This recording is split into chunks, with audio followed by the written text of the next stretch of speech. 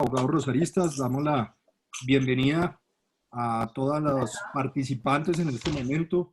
En este momento empiezan a unirse cada vez más por Facebook Live y por el Zoom, en los que hicieron previa inscripción a esta tertulia.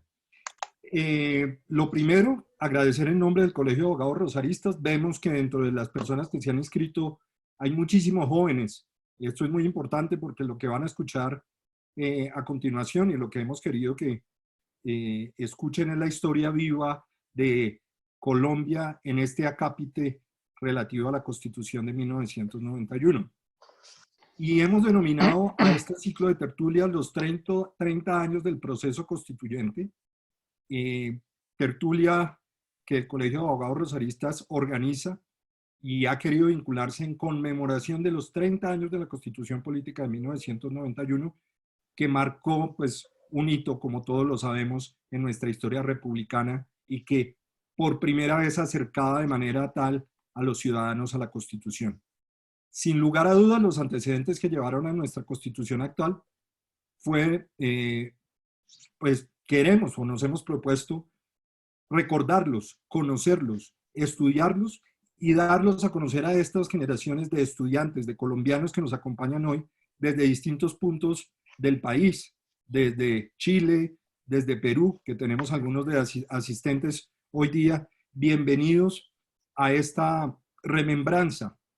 Hoy nos acompañan personas que vivieron en carne propia y muchos de los que ustedes están ahí detrás de cámaras en el Zoom no habían siquiera nacido cuando se gestó una revolución pacífica y silenciosa que trascendió y unió fuerzas políticas del momento en la época, en la década de 1990, para que en este momento trascendental, en 1990 se gestara o se fuera gestando lo que finalmente concluyó en 1991 con la Constitución de 1991. Desde las aulas de la Universidad del Rosario y con el apoyo de las directivas de la universidad, se prestó el apoyo necesario para que jóvenes estudiantes con mucho ímpetu y sin ánimos de protagonismo en ese momento, desencadenaran en una nueva etapa democrática en Colombia y derrumbaran muros que parecían infranqueables en 1990.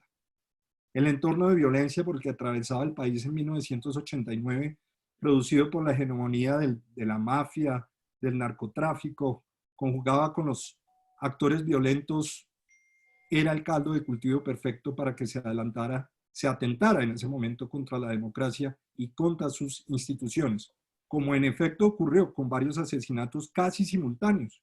El 17 de agosto, del magistrado de la Sala Plena del Tribunal Superior de Bogotá, el doctor Carlos Ernesto Valencia, estamos hablando del año de 1989, y el 18 de agosto de 1989, el asesinato de uno de los candidatos a la presidencia de la República, el doctor Luis Carlos Galán Sarmiento, junto y paralelamente ese mismo día, con un coronel denominado el coronel Valdemar Franklin Quintero en la ciudad de Medellín. Todo eso acontecía en ese año de 1999 y en ese contexto, como lo recordamos el año pasado, en nuestra reunión de noviembre, surgió la Marcha del Silencio en la que participaron más de 20.000 estudiantes de universidades y que significaría el primer gran paso en el sendero que conduciría a la Asamblea Nacional Constituyente. En ese contexto y con el fin de que esa historia revolucionaria para la vida nacional nos la puedan contar nuestros protagonistas, hemos querido adelantar esta tercera tertulia que conducirá a una y nuestro objetivo es llegar el próximo 4 de julio del año 2021, cuando se conmemoren los 30 años de la expedición, de la promulgación de la Constitución de 1991, en haber adelantado una serie de tertulias y tener además un texto que resuma todas estas tertulias y todos los aportes que las personas hoy vivas y además protagonistas de ese momento nos puedan dejar escrito para esta y para futuras generaciones. Ya en una primera tertulia, que adelantamos el 18 de noviembre del año pasado, se hizo una remembranza de esa marcha del silencio y en donde se destacó el papel de la Universidad del Rosario en la promoción del movimiento de la séptima papeleta y se destacó un aula del claustro, el aula Cristóbal de Araque, como un escenario fundamental para el movimiento estudiantil que lideró ese movimiento. En una segunda tertulia que adelantamos el pasado 11 de marzo, que fue icónica y representaba nada más ni nada menos que otro de los pasos que hubo hace 30 años para efectos de adelantar este movimiento constituyente.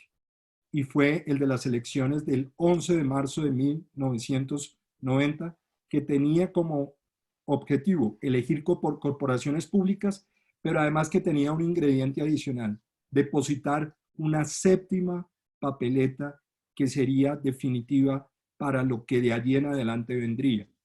Y en esta tercera tertulia a la que estamos asistiendo hoy, queremos recordar cómo hace 30 años se adelantaban en este preciso momento, hace 30 años, elecciones para el presidente de la República, para el periodo que sería del 7 de agosto de 1990 hasta 1994, en las que se destaca la inclusión de un segundo tarjetón. Cabe destacar que en esas elecciones que recordamos hoy hace 30 años, era la primera vez que existía un tarjetón electoral. Antes se depositaban papeletas. De hecho, la última elección fue precisamente la de la séptima papeleta y hoy hace 30 años utilizaba por primera vez el tarjetón. En ese tarjetón se propuso el siguiente texto: para fortalecer la democracia participativa, vota por la convocatoria de una asamblea constitucional con representación de las fuerzas sociales, políticas y regionales de la nación, integrada, democrática y popularmente para reformar la Constitución Política de Colombia. Se formulaba esa pregunta y existía una casilla en la izquierda que decía sí y en la derecha que decía no. Pero previamente a este tarjetón se había expedido un decreto de estado de sitio. Era muy común tener decretos de estado de sitio en aquella época, que fue el decreto 927 del 3 de mayo de 1990, que establecía el contenido que debía tener la papeleta y además ordenaba a la organización electoral a adelantar todas las medidas conducentes para la contabilización de los votos en las elecciones que ocurrirían ese 27 de mayo. Dicho decreto hubiera podido correr la misma suerte de otros intentos de reforma constitucional, de ser declarado inconstitucional. Sin embargo, en una sentencia hito, que fue la sentencia 59, proferida por la Sala Plena de la Corte Suprema de Justicia en ese momento, se ejerció el control constitucional del referido decreto de estado de sitio y se declaró constitucional. En consecuencia, se adelantaron las elecciones y se obtuvo un resultado cuya votación fue 5.236.863 votos por el sí y 230.080 votos por el no. Con este contexto, dejemos que sean hoy nuestros protagonistas, los de aquella época y que hoy siguen siendo protagonistas en el mundo jurídico, nuestros invitados. Y 30 años después, hagamos esa remembranza de estos eventos icónicos y de el rol que cada uno de ellos jugaron en ese respectivo momento. Y para el efecto hemos invitado, en primer lugar, a la doctora Marcela Monroy. La doctora Marcela Monroy es abogada de la Universidad del Rosario, especialista en Derecho Comercial de la Universidad de los Andes, y debemos destacar su rol de decana de la Facultad de Jurisprudencia de la Universidad del Rosario entre los años de 1986 y 1991. Es socia fundadora de Monroy Torres Abogados, oficina especializada en tribunales de arbitramiento, derecho administrativo, comercial, litigios y en proyectos de infraestructura. Árbitro de la Cámara de Comercio en especialidades comercial y energético desde el año 2017, es miembro activo de la lista de arbitraje y centro de conciliación y ahora miembro del Colegio de Abogados Rosaristas. En segundo lugar, nos acompaña el doctor José Gregorio Hernández, abogado de la Universidad Javeriana. Fue magistrado y presidente de la Corte Constitucional Colombiana, magistrado auxiliar de la Sala Constitucional de la Corte Suprema de Justicia, catedrático de Derecho Constitucional de la Universidad Javeriana en pregrado y posgrado en la Universidad del Rosario, en la Santo Tomás, la Gran Colombia, la Sabana, Sergio Arboleda, Santiago de Cali y muchas otras universidades. Director de la firma de abogados Consultores Abogados, director de la publicación Elementos de Juicio, Temas Constitucionales y además director de la emisora jurídica La Voz del Derecho. Ha sido conjuez de la Corte Constitucional, conjuez del Consejo de Estado de la sección primera de la Sala de lo Contencioso Administrativo y rector y decano de la Universidad del Cine. Por su parte, el doctor Óscar Ortiz González, alumno muy destacado en las lides de la gesta de 1990 y sobre todo del movimiento estudiantil que dio origen a la séptima papeleta. Protagonista indiscutible desde el alumnado que motiva el movimiento de la séptima papeleta y motiva todos los hechos que en adelante seguirían y que estamos remembrando en estas tertulias. Fue SAR Anticorrupción y es secretario del gabinete actualmente del Ministerio de Defensa.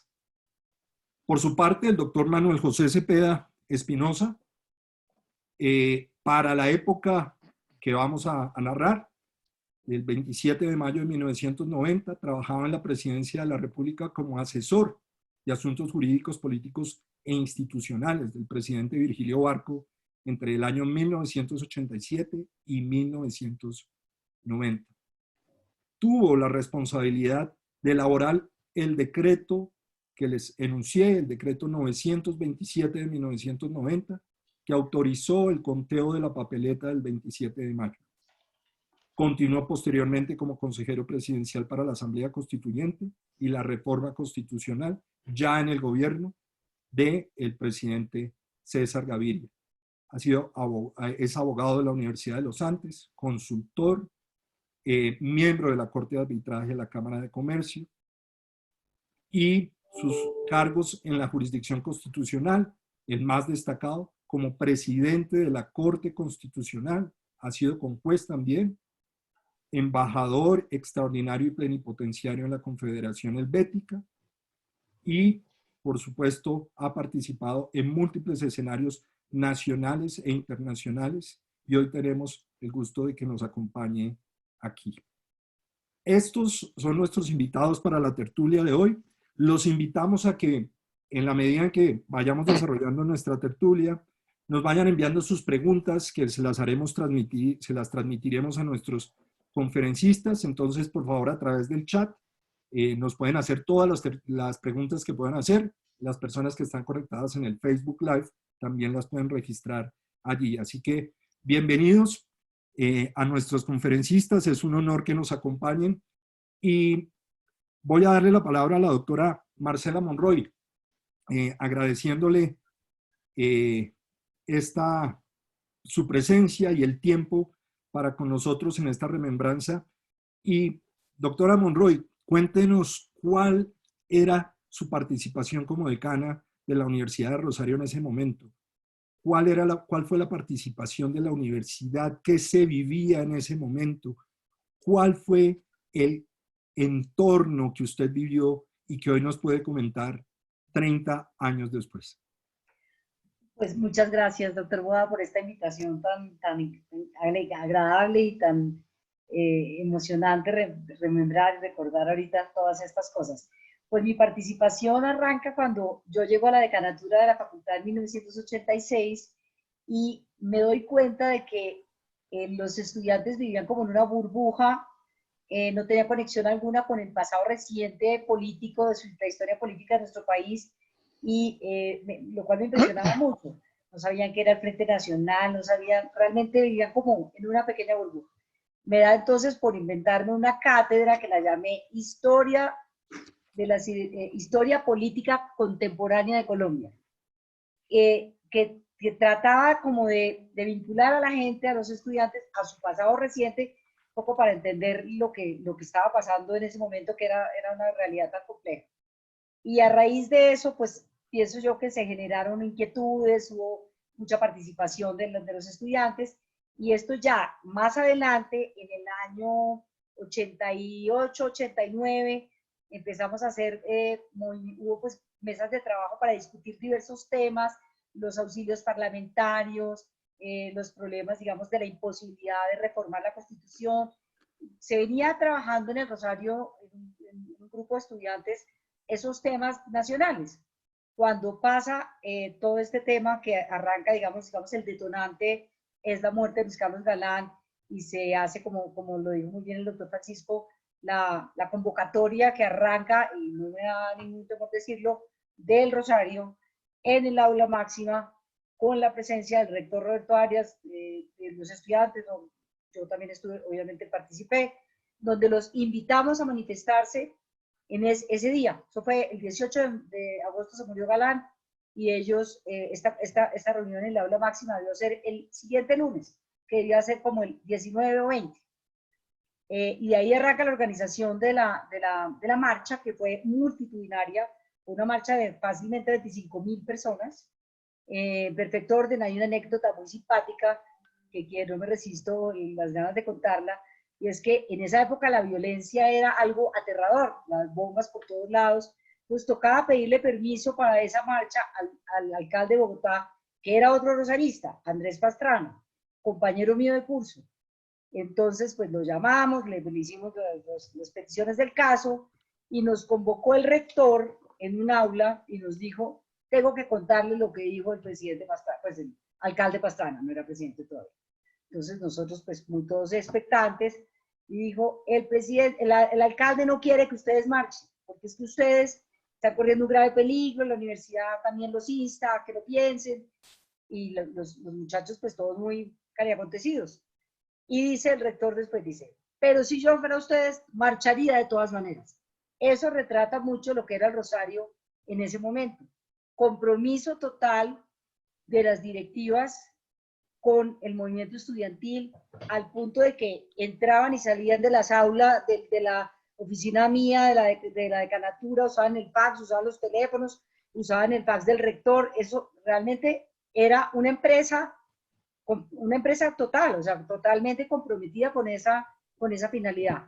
Luego, digamos, brinco un poco al momento que se está discutiendo en este panel hoy, que es el momento de la expedición del decreto, que yo digo que el papá es el doctor Manuel José, y la mamá soy yo, y los estudiantes todos somos los padres de eso, en donde se expide ese decreto, que fue muy controversial, y se hace un parón, como dicen ahora, enfrente de la corte, donde estábamos parados todos los estudiantes, muchos profesores, nos paramos bajo la lluvia enfrente de la corte a esperar el resultado.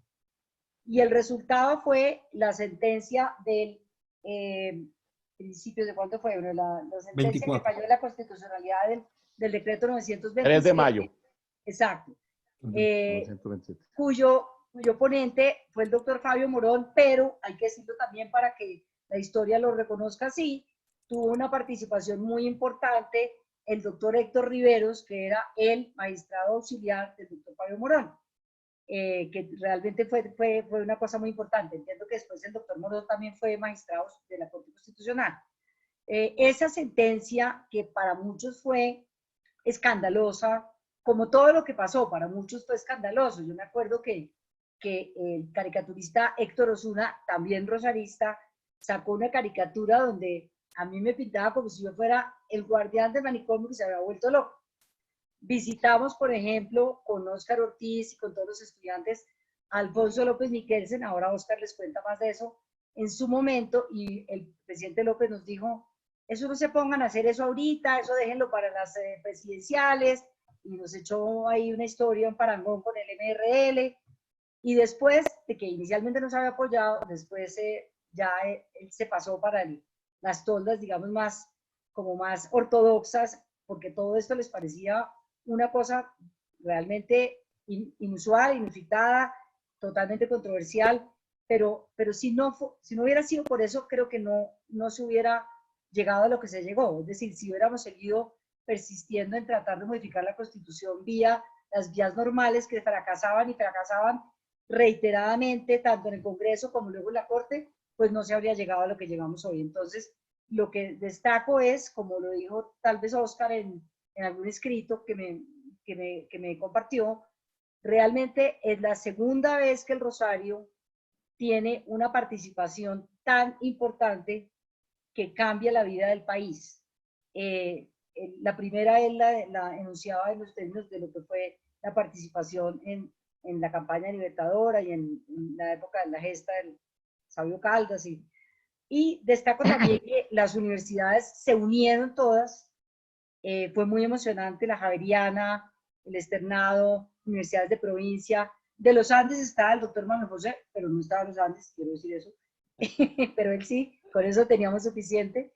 Y realmente, pues el resultado fue extraordinario. Mucha gente todavía dice, eso es mentira, todavía, ¿dónde está la prueba de que se sacaron esos votos, ese millón de votos? Yo creo que se sacó algo cercano al millón de votos en la primera votación, me refiero a la de la séptima papeleta como tal, y en la segunda se llegó a una participación de orden del 90% del electorado votando el sí por la convocatoria de ese tribunal. Entonces, pues dejo ahí ese comentario, doctor Boada, para que los demás intervengan. Gracias, doctora Monroy. Muy importantes esas anécdotas. Y ahora le voy a preguntar al doctor José Gregorio Hernández. Desde su rol, el doctor José Gregorio Hernández venía desempeñando ya desde 1980 un cargo como magistrado auxiliar de la Corte Suprema de Justicia, justo en la Sala Constitucional. Y existían muchos obstáculos de orden jurídico que impedían modificar la Constitución. Y justo llega esa sentencia que hemos enunciado en este momento y da un nuevo panorama, da un panorama que acerca esa posibilidad de integración a una Asamblea Nacional Constituyente que permitiera fortalecer la democracia y en donde estuvieran representadas pues múltiples fuerzas sociales, políticas y regionales del país. ¿Cuál es su visión desde el punto de vista constitucional con esa experiencia ya dicha y en ese momento cuando usted se desempeñaba como decano de la Universidad Sergio Arboleda? ¿Cuál era la lectura y cómo fue su participación en ese momento del 27 de mayo de 1990? Bueno, doctor Barbosa, doctor Boada, doctora Juliana, un saludo especial al doctor Abello, al doctor Manuel José Cepeda, a la doctora Marcela Monroy. A todos les presento un saludo cordialísimo. Como dice el doctor Boada, tuve participación en este proceso y en varias oportunidades, porque la primera, yo no fui magistrado desde 1980. Magistrado auxiliar, fui magistrado auxiliar desde 1986, inmediatamente después de la toma del Palacio de Justicia. Cuando la toma del Palacio de Justicia en noviembre de 1985, yo era subdirector de Impuestos Nacionales, pero se reintegró la Corte en la Casa de la Moneda después de la toma del Palacio. El doctor Hernando Gómez Otálora pidió que lo acompañara como magistrado auxiliar. Yo, que tenía buen poder allí en la subdirección de Impuestos Nacionales y que tenía un sueldo más o menos adecuado, llegué a desempeñar, a ganar 7 veces menos y ya quedé sin vehículo, sin secretaria, etcétera, pero era magistrado auxiliar de la Corte Suprema de Justicia, de la Sala Constitucional. Y eso era lo que me gustaba y era lo que me parecía bien. Entonces cambié esa burocracia por la magistratura auxiliar. En esa condición participé en la redacción de la sentencia a que se refirió el decreto 927 del 3 de mayo de 1990 y que el doctor Boada y la doctora Marcela recordaban ahora. En el decreto se alude a la sentencia en la parte emotiva. Es la sentencia del 27 de mayo de 1990, que es la sentencia mediante la cual la Corte Suprema de Justicia, por unanimidad, porque ahí no hubo ningún salvamento de voto, negó, declarándose inhibida cualquier posibilidad de declarar inexequibles los decretos legislativos que habían convocado al plebiscito de 1957, que fueron demandados por algún ciudadano. La Corte Suprema en ese momento manifestó que la nación constituyente, no por razón de autorizaciones de naturaleza jurídica que la hayan habilitado para actuar, sino por la misma fuerza y efectividad de su poder político, goza de la mayor autonomía para adoptar las decisiones que a bien tenga en relación con su estructura política fundamental. Y se hablaba de la nación porque en ese momento todavía no habíamos consagrado la norma del actual artículo 3º de la Constitución que habla del pueblo. En ese momento se hablaba de la nación en la Constitución de 1886. Bueno, pues después de esta sentencia se produjeron todos esos acontecimientos tan dolorosos. Estábamos, no podemos olvidarlo, en una situación muy compleja desde el punto de vista de la paz, porque no había paz, había guerra, había dominio del narcotráfico, había amenazas contra jueces, contra magistrados, contra testigos.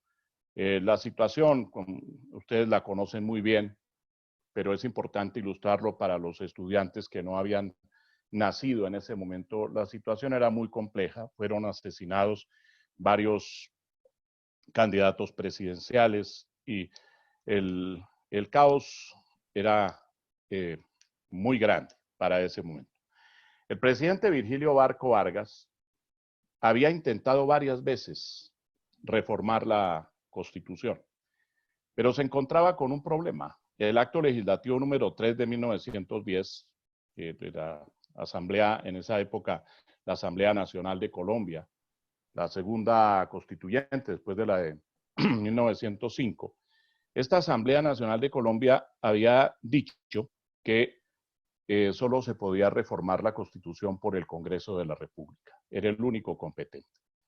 Después vino, como todos sabemos, el golpe de Estado de 1953 y la Asamblea Nacional Constituyente, ANAC, se desbordó en el ejercicio de su poder y ocurrió que después de la caída de Gustavo Rojas Pinilla, se convocó al plebiscito de 1957 y el 1 de diciembre de ese año se votó ese plebiscito en cuyo artículo 13 se manifestó que en adelante la Constitución solamente podrá ser reformada por el Congreso. El presidente Barco había hecho varios esfuerzos para modificar la Constitución, pero por una vía distinta a la del Congreso. Y se había tropezado con estas normas. Había propuesto un plebiscito, se le dijo que no, que él no tenía autorización para convocar un plebiscito. Intentó un referendo mediante el acuerdo de la Casa de Nariño con el jefe del Partido Conservador, que era el doctor Misael Pastrana Borrero, y que hacía oposición al gobierno de Barco. Y después presentó un proyecto de acto legislativo a consideración del Congreso en 1988, y ese proyecto de acto legislativo fracasó al final, ya cuando prácticamente estaba al borde de ser aprobado. Habían introducido un denominado mico en el texto, allá en la Cámara de Representantes, para hacer lo que los narcotraficantes querían, que se prohibiera la extradición de nacionales. Entonces, el presidente Barco y su ministro de gobierno de la época, el doctor Carlos Lemos Simons, se opusieron y ellos dijeron no vamos a tramitar ese proyecto, a seguir adelante para que precisamente triunfe el narcotráfico. Paradójicamente, después en la Asamblea Constituyente introdujeron la misma regla que fue modificada después en el año 1997. Pero regresando a mi papel, yo me retiré de la Corte Suprema de Justicia, fui designado por el doctor Álvaro Gómez Hurtado y por el doctor Rodrigo Noguera Calderón como vicerrector y decano de la Universidad Sergio Arboleda. Venía dictando mis clases en la Universidad Javeriana y en la Universidad del Rosario, por la cordialísima invitación de la doctora Marcela Monroy, a quien acompañé durante todo ese tiempo como profesor de Derecho Constitucional, y fui testigo directo de todo lo que la doctora Marcela nos está refiriendo, que realmente la Universidad del Rosario, como la Javeriana, como la Sergio Arboleda, como los Andes, como el Externado, fueron instituciones que con sus estudiantes y también con sus profesores participaron de una manera muy activa en este proceso. Y eso hay que decirlo. Yo no sé si el doctor Manuel José Cepeda recuerda que después de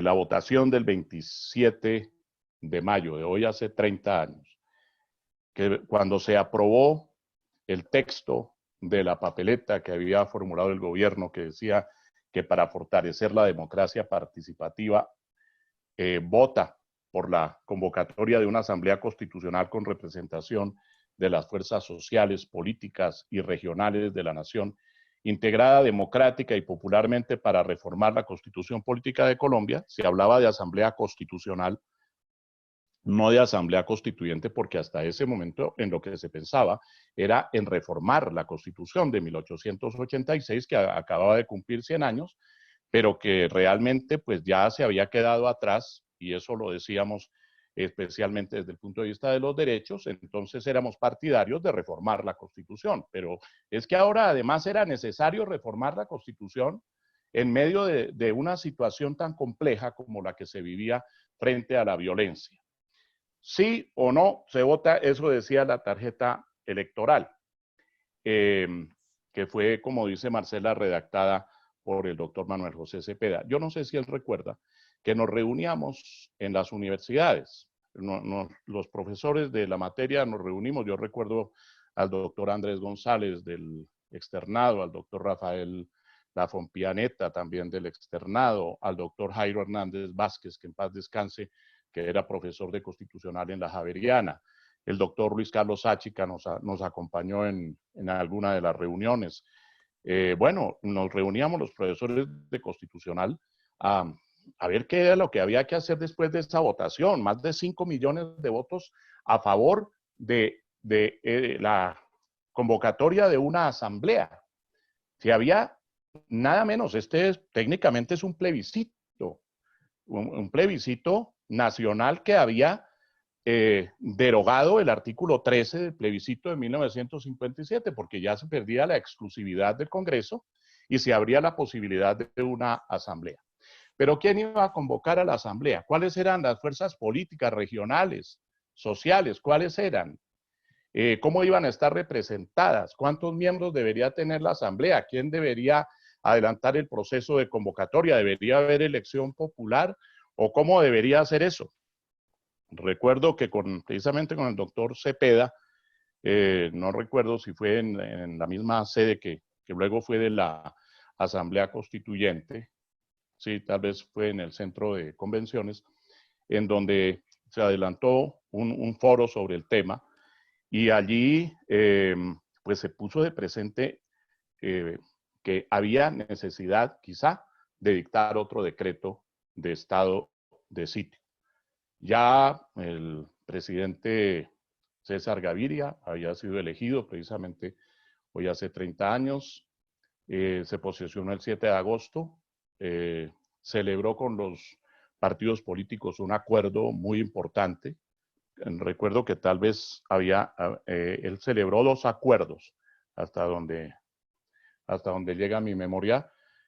Pero el segundo de los acuerdos fue muy importante, porque allí ya lo que se quiso por parte de los partidos políticos fue, hombre, señor presidente, ahora hay que seguir adelante con el proceso y realizar aquello que quiere el pueblo y que lo manifestó en las urnas. Debo recordar, porque nuestros estudiantes lo deben saber, que la séptima papeleta como tal, que había obtenido esa votación muy importante, la votación fue sacada adelante en cuanto a la séptima papeleta por los estudiantes de las universidades, porque el registrador nacional del Estado Civil de la época, el doctor Jaime Serrano Rueda, cuando se propuso la séptima papeleta por el movimiento Todavía Podemos Salvar a Colombia, dijo que no, que él no estaba de acuerdo en contabilizar esos votos, que él carecía de una norma y que por lo tanto no tenía facultad para convocar a la séptima papeleta, ni tampoco para, por esa vía, entender que se entendía a la vez convocada una asamblea. Entonces tuvo un efecto político, porque el presidente Barco, con muy buena visión, tomó ese hecho político creado porque los estudiantes fueron y ellos mismos organizaron las mesas para que se votara con la séptima papeleta, y se votó con la séptima papeleta, obteniendo esa votación que dice la doctora Marcela. Creo que sí, más de 1 millón de votos se lograron, pero fue algo verdaderamente impresionante el apoyo que encontró la séptima papeleta. Sin embargo, produjo un efecto político más no jurídico, porque no se entendió en ese momento modificada la Constitución. Pero el presidente Barco sí la tomó, y como había fracasado en esos proyectos anteriores, entonces él expidió ese decreto 927 que fue declarado exequible por la Corte Suprema de Justicia. Después ocurrió lo siguiente, que tal vez ustedes lo recuerdan. El doctor Manuel José Cepeda fue designado asesor para asuntos constitucionales del presidente César Gaviria. Y bueno, para ese momento yo también participé en el gobierno, porque el doctor Gaviria me designó viceministro de Comunicaciones. El doctor Manuel José Cepeda preparó, entiendo, y yo creo que redactó el decreto 1926, que fue trascendental.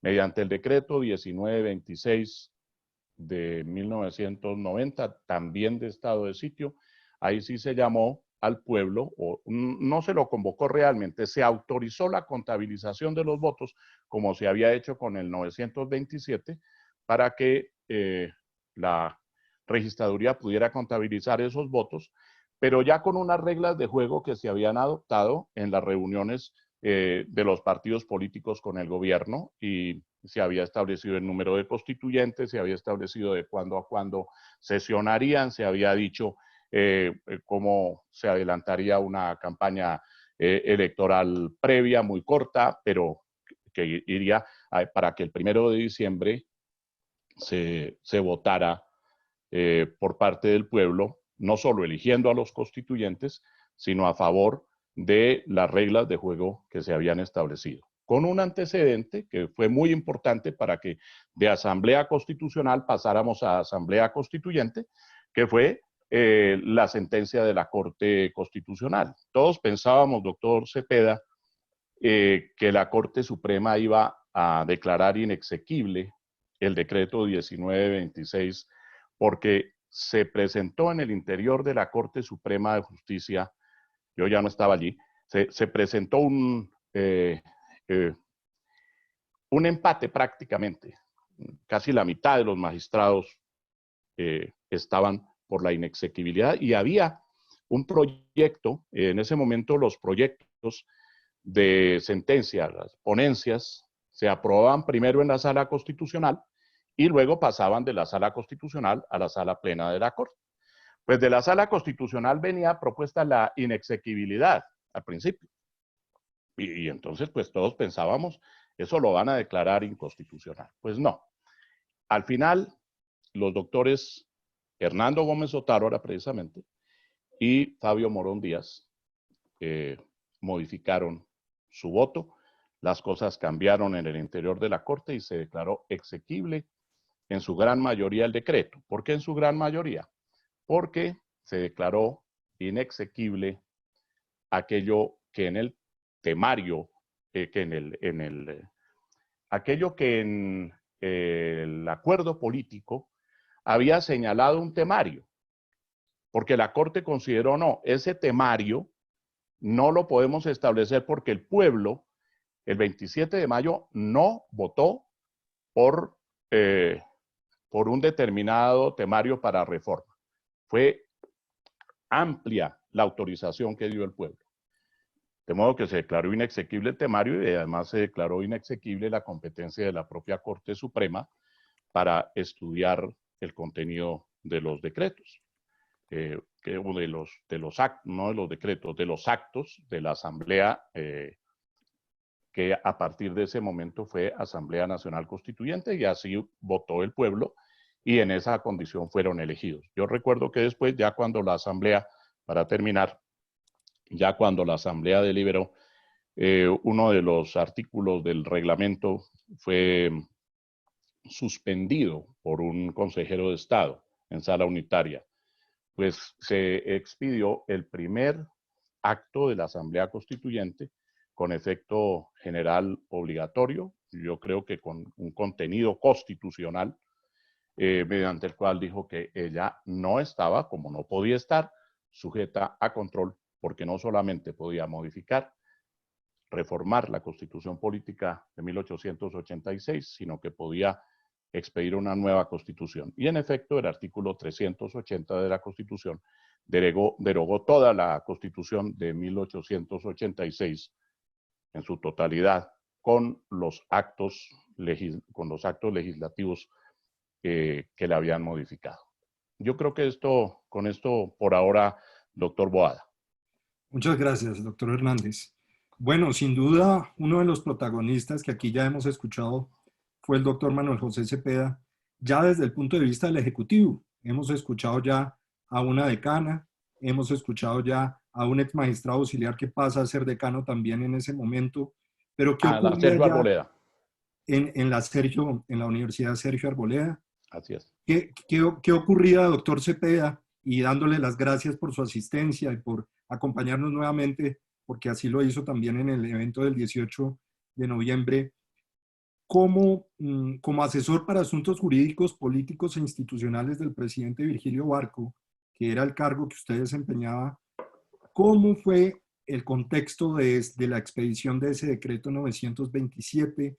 ¿Cómo era su relación con los estudiantes, con los profesores, con los políticos del momento, la presión que se vivía desde el punto de vista de la seguridad nacional, el decreto de estado de sitio, la situación política que se vivía en ese momento, para que nos pueda explicar cuál era ese contexto? Gracias, doctor Cepeda. Muchas gracias a ustedes por esta invitación. Estoy muy complacido de estar acá.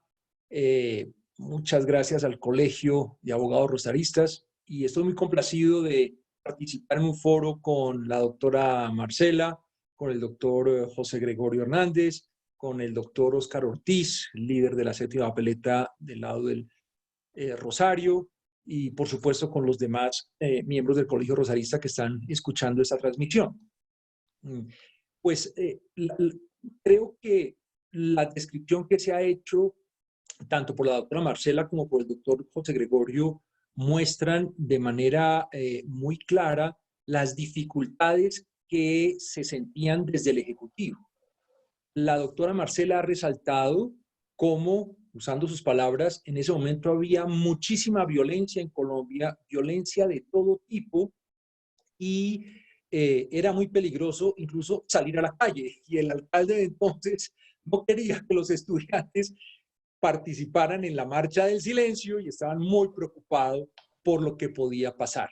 Eso es importante recordarlo porque Colombia ha cambiado mucho que a nadie se le ocurriría que unos estudiantes manifestando están en peligro de que les explote una bomba, los vayan a matar los narcotraficantes, los guerrilleros, los paramilitares. Puede que haya otros problemas, pero no de esa magnitud. Colombia entonces estaba amenazada por unos poderes de facto violentos que habían logrado desafiar al Estado. Y el Estado no tenía la capacidad de responder a ese desafío por las vías institucionales existentes en ese momento. De tal manera que desde el Ejecutivo lo que se vivía era una presión enorme por qué hacer, cómo enfrentar esas violencias que desafiaban el Estado de Derecho y el Estado democrático. Segundo punto, muy importante, resaltado por el doctor José Gregorio Hernández, ya se han hecho muchos intentos de reforma durante los gobiernos anteriores al presidente Barco, que se habían frustrado, y durante el propio gobierno del presidente Barco, intentos también de hacerlos por fuera del Congreso, que se habían frustrado. No repito la descripción muy precisa y clara que hizo el doctor José Gregorio Hernández. Entonces, en ese contexto, entran a jugar dos factores nuevos que paso a resaltar. El primero, el movimiento estudiantil de la séptima papeleta, al cual seguramente se referirá el doctor Oscar Ortiz, que en ese momento era estudiante muy destacado de la Universidad del Rosario. Movimiento que desde la presidencia se veía con muy buenos ojos. No estamos en el momento de describir lo que eran las relaciones entre la presidencia y el movimiento de la séptima papeleta. La presidencia siempre respetó la autonomía de ese movimiento, su carácter espontáneo, el liderazgo estudiantil y profesoral, respetó también la diversidad de perspectivas que había en ese movimiento, consideró que todo eso era muy valioso, pero desde la presidencia siempre se trató de apoyar en lo posible, en lo que fuera útil ese movimiento, respetando su autonomía, su independencia y su propia dinámica. Y habrá momento de recordar eso. Y el segundo hecho nuevo, importante, era el proceso de paz que estaban dando durante el gobierno del presidente Barco con el movimiento M-19, que en efecto culminó con un acuerdo de paz con el M-19 y que seguía avanzando con el EPL, pero todavía no se había concluido con el EPL, que era el Ejército Popular de Liberación, para los jóvenes que quizás no recuerdan lo que eran esos movimientos guerrilleros, muy importantes, muy fuertes, grandes. Entonces, en ese contexto, el gobierno del presidente Barco consideró que sí se podía usar el estado de sitio, es decir, un instrumento de orden público, para avanzar en el proceso de convocatoria de una asamblea que pudiera ser un gran cambio institucional. Y por eso, como lo resaltó el doctor José Gregorio, el decreto 927 del 3 de mayo fue un decreto de estado de sitio, un decreto muy breve, es de página y media, donde en esencia hay dos tipos de considerandos. Unos considerandos sobre el orden público, donde lo que se dice es hay que fortalecer las instituciones para volver a restablecer el orden público y para lograr la paz. Las instituciones de Colombia tienen que ser más fuertes. No están pudiendo, como están, enfrentar los desafíos de las violencias que hay en el país. Ese es el primer tipo de considerandos.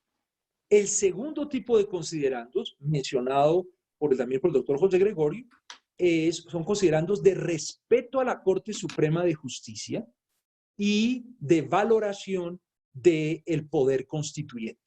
Ya el doctor José Gregorio leyó un considerando que es del decreto donde se cita a la jurisprudencia de la Corte y se cita en un párrafo donde yo resalto una expresión muy interesante. Es la expresión de que el pueblo, o en este caso la nación, porque era el lenguaje que usaba la Constitución del 86, no por razón de autorizaciones de naturaleza jurídica que la hayan habilitado para actuar, sino por la efectividad misma de su poder político. Ahí lo que hay es, en una frase muy sabia de la Corte Suprema de Justicia, en una sentencia de la Corte, una afirmación del poder constituyente. El poder constituyente se expresa no por habilitación de otro poder, sino se expresa por la fuerza de su poder político. Pero, como ha sido bien resaltado, había dos problemas enormes de tipo instrumental. El primer problema instrumental era quién convoca a la Asamblea. Y por supuesto, la jurisprudencia de la Corte Suprema de Justicia en esta perspectiva había dicho con razón que la asamblea, una asamblea, no podía ser convocada por ningún poder constituido, porque iba a ser la expresión del pueblo constituyente o de la nación constituyente. Entonces era un poco absurdo que una asamblea fuera convocada por el Congreso, como en efecto ocurrió durante el gobierno del presidente Alfonso López Miquelsen. La Corte declaró inconstitucional esa convocatoria. Mucho menos podía hacerlo por el presidente de la República por medio de un decreto de estado de sitio.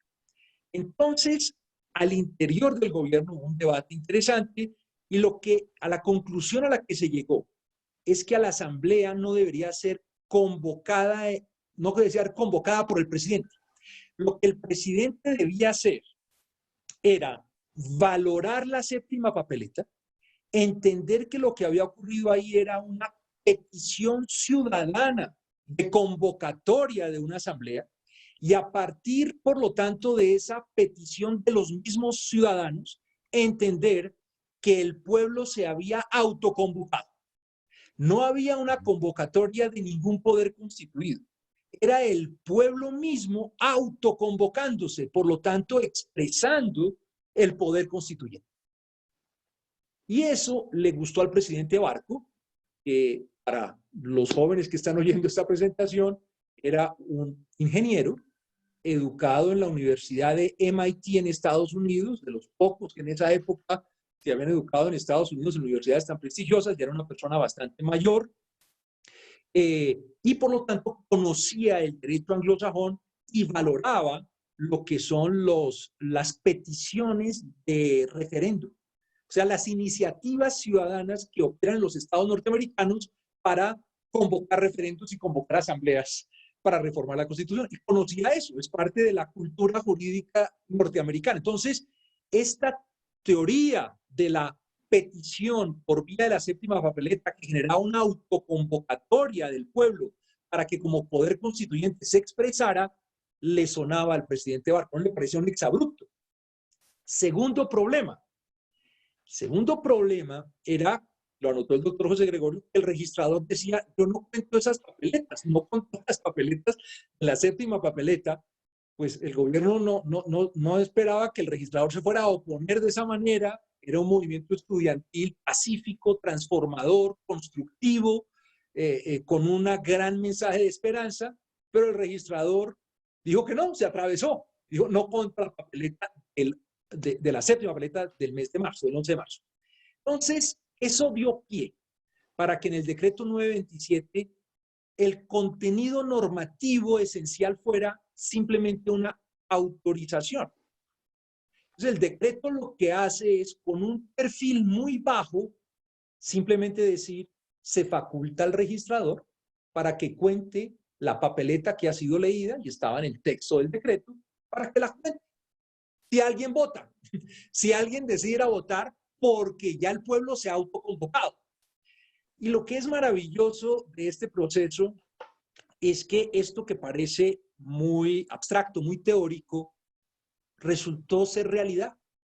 Resultó que el 27 de mayo, hace 30 años, salieron abrumadoramente los colombianos a votar, más de 5 millones a favor del sí, superando o cercanos al 90% de todos los votos.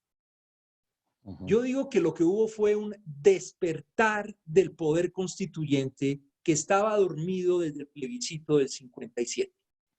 El plebiscito del 57 fue la última manifestación del pueblo para hacer una transformación importante hacia la democracia, como ha sido ya resaltado. Estaba dormido. Había pasado una generación, 30 años también, del 57 al 87, Ya son 30 años y estamos hablando de que estamos llegando al 90. Estábamos ante otra generación y era una generación de colombianos que consideraba, de acuerdo con las teorías, pero también con la práctica, que no podía estar atado por lo que los ciudadanos dijeron en 1957. Era un pueblo distinto, una nación diferente que se expresó para poder ejercer el poder constituyente. Eso fue lo que ocurrió de manera muy sorprendente. Eso llevó a lo que ha sido resaltado también, a unos aspectos importantes en la sentencia del 25 de mayo de la Corte Suprema. O sea, el decreto es del 3 de mayo. Las elecciones eran el 27 de mayo. Miren el corto plazo que había. Todo es en un mes. La Corte Suprema rápidamente, como ponerse a demorar, 3 días antes, 2 días antes de la votación, profiere la sentencia diciendo esto está bien. O sea, esto se hizo con el aval del máximo órgano de defensa de la Constitución en ese momento, en una sentencia muy bella también, en la cual pues se dice expresamente que las instituciones como se encuentran diseñadas hoy no tienen la capacidad suficiente de restablecer el orden público. O sea, se acepta la tesis de que se requieren instituciones más fuertes, mejor diseñadas. Y segundo, agrega de manera también muy positiva que no se van a resolver los conflictos continúan, pero que en últimas las constituciones son las formas más duraderas de resolver los conflictos porque son tratados de paz, citando al filósofo político Norberto Bobbio, que después vuelve a ser citado en la sentencia que controló el decreto 1926. Entonces, unánimemente, una sentencia muy interesante con ponencia del doctor Morón, con participación importante del doctor Héctor Riveros, magistrado auxiliar, como lo dijo la doctora Marcela, la Corte Suprema avanza más y dice entonces, en efecto, aquí se está expresando el pueblo o la nación en ese momento y se expresa para fortalecer las instituciones y crear un nuevo tratado de paz. Entonces, eso empieza a abrir un espacio muy interesante de reforma. 2 anécdotas y un comentario. Como lo dijo la doctora Marcela, había un problema enorme en ese contexto de oposición de los poderes fácticos a todo este proceso. O sea, los expresidentes, muy respetables en el momento, en ese momento los expresidentes tenían mucho poder, se hablaba del club de los expresidentes, y era un tema muy delicado hacer algo en contra de los expresidentes. Los expresidentes estaban en contra, no querían que se avanzara en este proceso. Varios partidos veían esto como una amenaza, con razón, porque, por supuesto, la gran pregunta era, bueno, y si se convoca una asamblea, ¿qué va a salir de ahí? ¿Qué va a pasar en este país? Por eso, después de la votación, viene el segundo punto que quiero resaltar para terminar, que lo mencionó el doctor José Gregorio, muy importante, es que la mayoría de constitucionalistas empezaron a pensar, bueno, ¿ahora qué hacemos?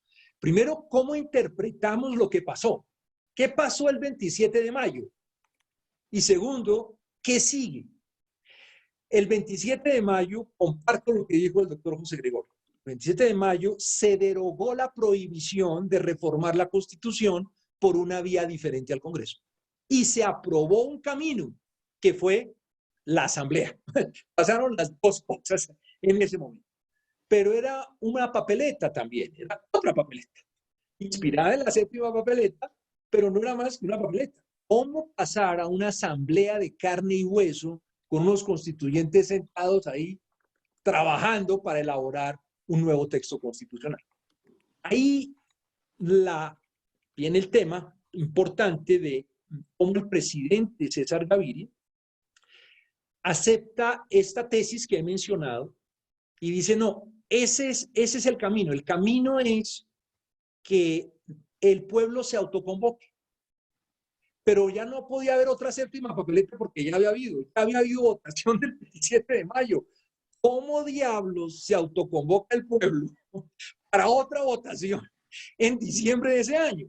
Eso es lo que lleva a los acuerdos políticos. El presidente Gaviria dice, bueno, entonces usemos las dos grandes teorías que han movido procesos de transformación en Colombia profundos. La primera es esta, la autoconvocatoria del pueblo. ¿Quién representa al pueblo cuando el pueblo no puede actuar por sí mismo? Los partidos políticos. Los partidos representan al pueblo.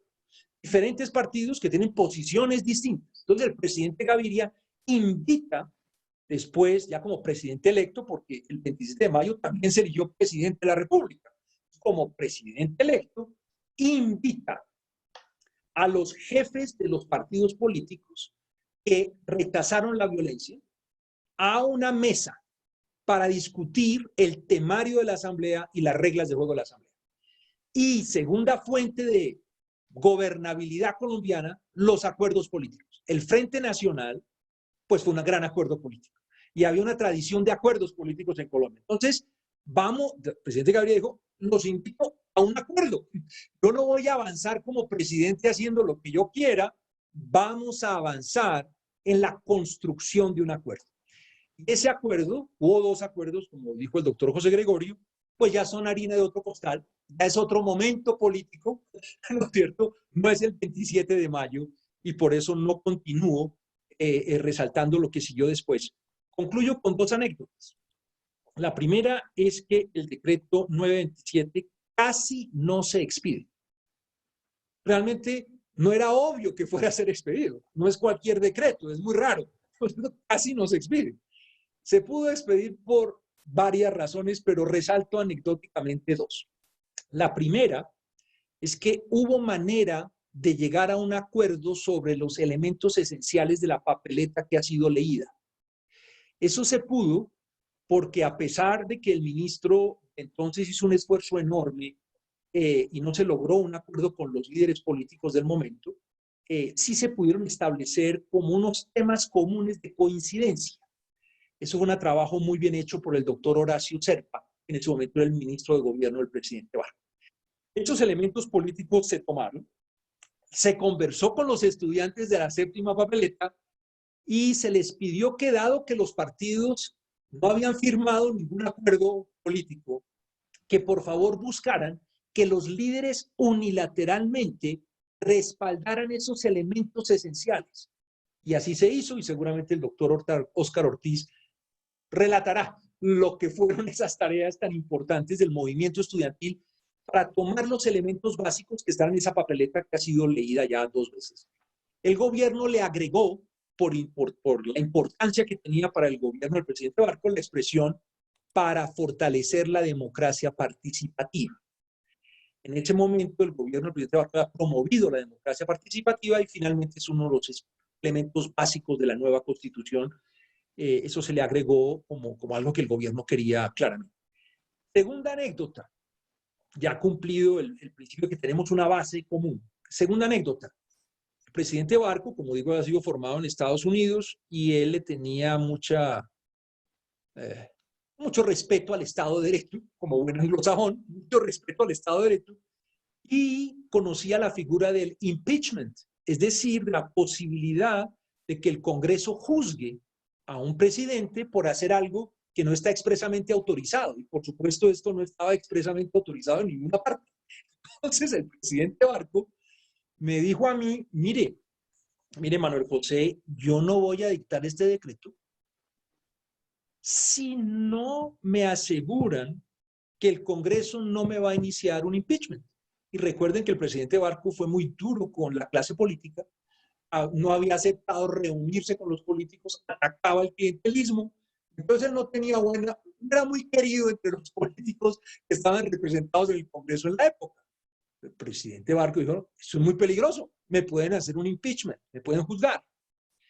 Eso llevó a una reunión con el candidato de entonces, el candidato del Partido Liberal, César Gaviria, que había sido ministro de Hacienda y ministro de Gobierno del presidente Barco, que había apoyado todo este proceso. Yo fui a una comida, la casa de la hija del presidente Barco, Carolina Barco, luego ministra de Relaciones Exteriores del presidente Uribe. Allí tuvimos una conversación hablamos de los detalles de cómo podía ser la asamblea, de que esto no era un salto al vacío, se podía hacer de una manera bien organizada, y le conté. Entonces el presidente Gaviria dijo, no, tranquilo, yo voy. Y entonces fue al Palacio, se reunió con el presidente Barco y le dijo, yo le garantizo que si yo gano las elecciones, yo no voy a permitir que a usted lo vayan a juzgar. Entonces el presidente Barco, con esa garantía política, dijo, pues listo. Y entonces aceptó firmar el decreto. O sea, el decreto 927 no fue un decreto fácil. Es cortico, es sencillo, se limita a autorizar el conteo de una papeleta, pero en sí mismo implicó abrir las puertas para una revolución pacífica de construcción colectiva, es lo que ha sido todo este proceso tan fascinante de la constituyente y luego la constitución del 91 y el papel de los jueces interpretando esa constitución. Paro ahí porque me he extendido demasiado y agradezco de nuevo esta invitación. Doctor Cepeda, muy amable. Bueno, pero ya se nos iba adelantando una próxima tertulia, que es la del 9 de octubre de este año, a propósito de la remembranza del 9 de octubre de 1990. Entonces, en donde justo queremos ese día tratar el tema de la sentencia y cómo esa sentencia pues marca y divide en dos la historia y habilita a la Asamblea Nacional Constituyente. Ahora le doy la palabra al doctor Óscar Ortiz.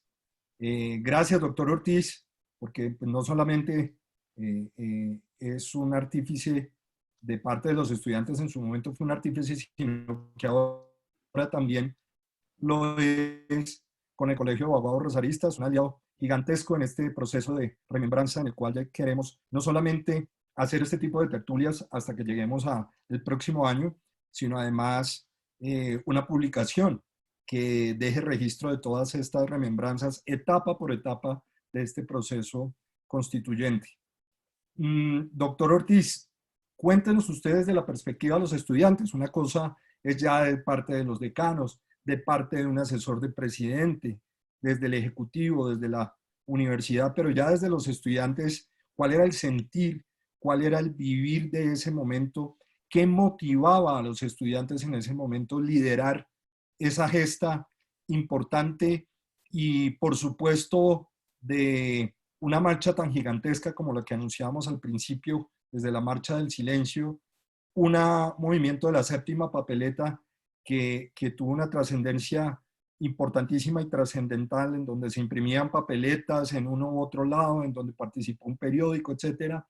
Pero en esa evolución entre la séptima papeleta y ahora, en la etapa ya propiamente del 27 de mayo de 1990, ¿qué sucedía en ese momento? ¿Cuál era la gesta estudiantil? ¿Cuál era su relación? Porque el doctor Cepeda nos indicaba, mire, nos reunimos con estudiantes. El doctor José Gregorio Hernández y la doctora Marcela Monroy desde la universidad participaron activamente y los mismos decanos también tuvieron esa participación. ¿Qué pasaba con los estudiantes? Doctor Ortiz, muchas gracias de nuevo y bienvenido. Buenas tardes, doctor Francisco. Y muchas gracias a Juliana, al Colegio de Abogados Rosaristas por la invitación. Fuera de agradecer también la presencia de mi decana, Marcela Monroy, de Manuel José, mi profesor, luego mi jefe, el doctor José Gregorio, que no me dictó clase, pero era profesor mientras yo era estudiante, pero también ya no los presentes en el aula máxima, sino en el aula del Facebook Live y del aula del Zoom. Quiero señalar lo importante de esta iniciativa del Colegio de Abogados Rosaristas, porque el año entrante, efectivamente, Colombia va a celebrar los 30 años, los primeros 30 años de vigencia de la Constitución de 1991. Pero creo que lo más importante de la Constitución colombiana es la constituyente. Y el Colegio de Abogados Rosaristas efectivamente de manera responsable nos pone a rendir cuentas por lo que hicimos hace 30 años. Y nosotros nos presentamos acá para contar cómo efectivamente esa Constitución no fue impuesta, no fue expedida después de una victoria militar o política donde los vencedores imponían sus reglas de juego, políticas de ordenamiento jurídico y político a los vencidos, sino que esta constitución fue conquistada. Esta es una constitución construida colectivamente.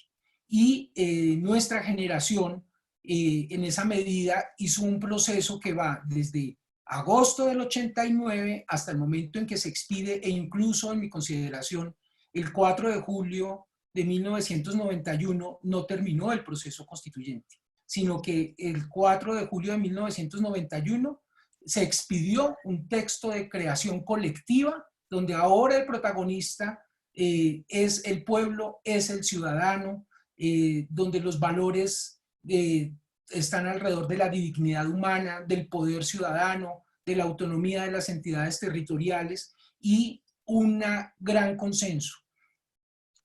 Hoy, hace 30 años, para estas horas, nos estábamos empezando a percatar de que había ganado el sí, pero no por el 50.2, ni por el 50.8, ni por el 51, ni por el 60, ni por el 70, ni por el 80, sino por el 90%.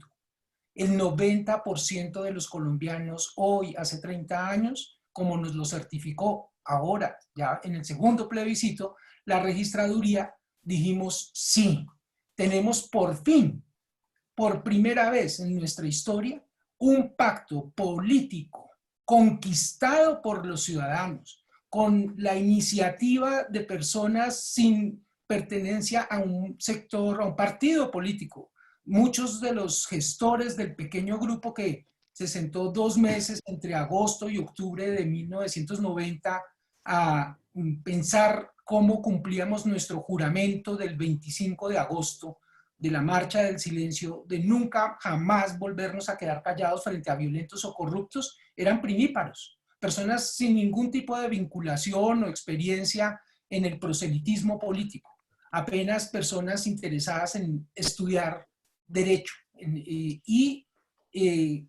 Esa iniciativa logró volverse una realidad en la medida en que fue una concepción coherente entre los medios y los fines. Cuando nosotros hicimos ese diagnóstico, en virtud del cual descubrimos que había en nuestra consideración un divorcio enorme entre la realidad y las instituciones, producto de las imposiciones, producto de la incapacidad de una clase política fundamentalmente clientelista y con muchos grados de corrupción, o en algunos casos por incapacidad, a ese desfase, ese pecado original de desfase desde la entrada en vigencia de los anteriores pactos constitucionales, en lugar de cerrar la brecha con un buen ejercicio democrático, como corresponde a buenos ejercicios de representación política en los congresos de las naciones, había ampliado esa distancia y había hecho que las instituciones fueran percibidas más como para el servicio de quienes ya están en el ejercicio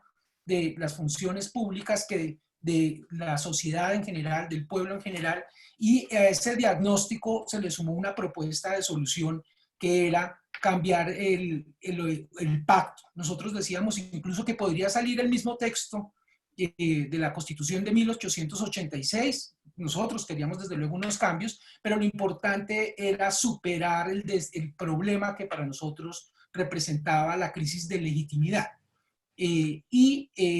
Cuando concebimos la propuesta y la anunciamos al país a través de un aviso de prensa el domingo 22 de octubre de 1989, publicado en El Tiempo, y que le explicamos al subdirector Juan Manuel Santos en la época, que ese mismo día escribió un editorial que efectivamente recogía y explicaba nuestro aviso de prensa, que se llamó El plebiscito para el plebiscito. Nosotros desde el comienzo habíamos concebido que la única manera de superar el problema político, jurídico que teníamos por delante en nuestro muro de Berlín, que era el artículo 218 de la Constitución vigente para ese momento, que era el artículo 13 del plebiscito de 1957, era a través de una nueva expresión popular directa, de una manifestación política de los ciudadanos, del soberano, que cambiara la ruta. Es decir, si por vía del plebiscito,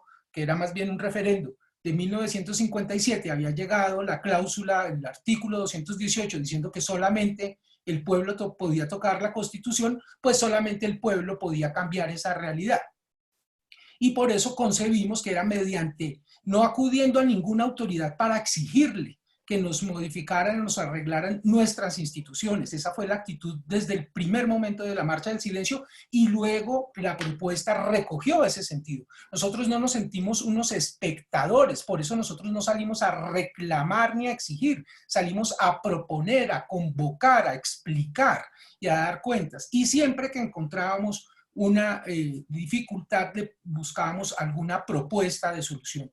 Y en este recorrido que el Colegio de Abogados Rosaristas está haciendo con estas tertulias, con estos encuentros, pues nos encontramos en la fase que transcurre entre el 11 de marzo, el día de la Revolución Ciudadana de la Séptima Papeleta, con 2 millones de votos no certificados. Esa es la registraduría no oficial del primer piso de la Universidad del Rosario, que arrojó ese dato, pero parece que no estábamos muy descachados, porque con la certificación que sí hubo hoy, hace 30 años, hubo el 90% por el sí, y además una votación superior incluso que la de la elección del señor presidente Gaviria, que lideró luego el proceso y que lo concretó y lo hizo viable con la consejería y con la modestia de Manuel José Cepeda, pero que es absolutamente relevante. Entonces estamos haciendo en este recorrido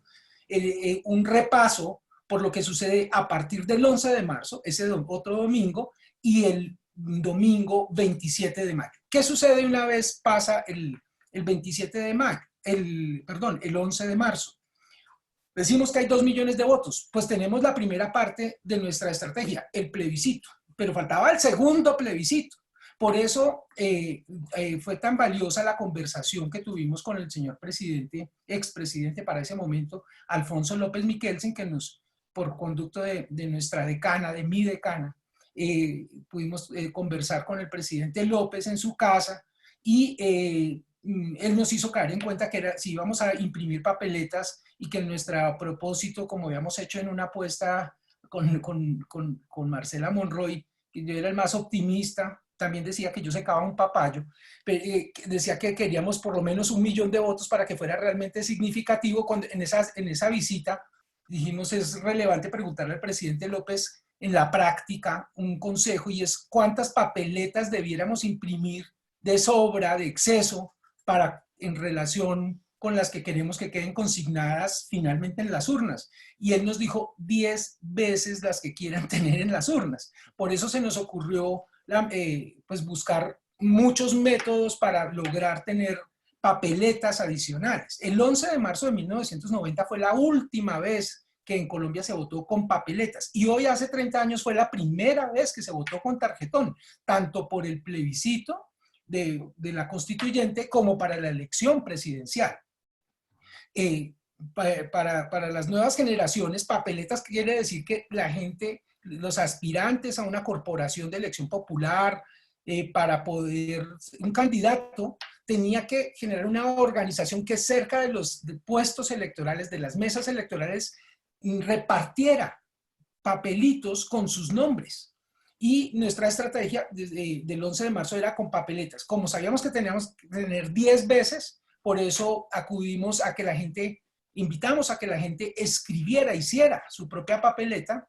Le propusimos al editor del periódico El Tiempo, Francisco Santos Calderón, ex vicepresidente de la República, que nos regalara la impresión en varias páginas de papeletas para que la gente las fotocopiara, las recortara, las multiplicara, etcétera. Y Juan Manuel Santos luego también nos regaló 1 millón de séptimas papeletas que pude cargar en mi carro, y luego llevarla a la Facultad de Jurisprudencia para repartirlas en nuestra estrategia logística de repartir papeletas, no solo en Bogotá, sino en distintas partes del país, a la que luego se sumaron algunos alcaldes en ejercicio.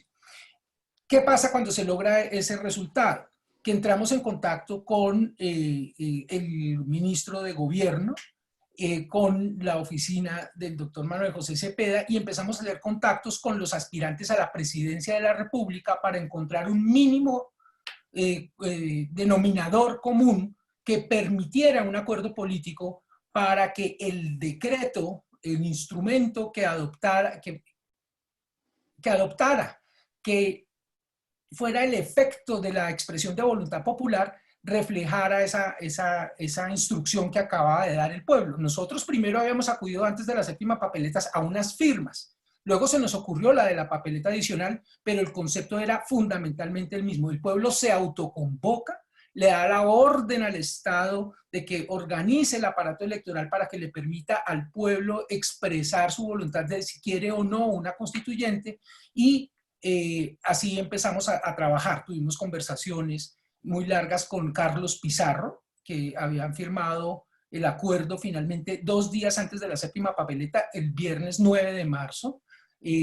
Nos habíamos reunido varias horas con algunos compañeros, habíamos hablado en varias sesiones con el candidato César Gaviria, con Álvaro Gómez, con Rodrigo Lloreda Caicedo.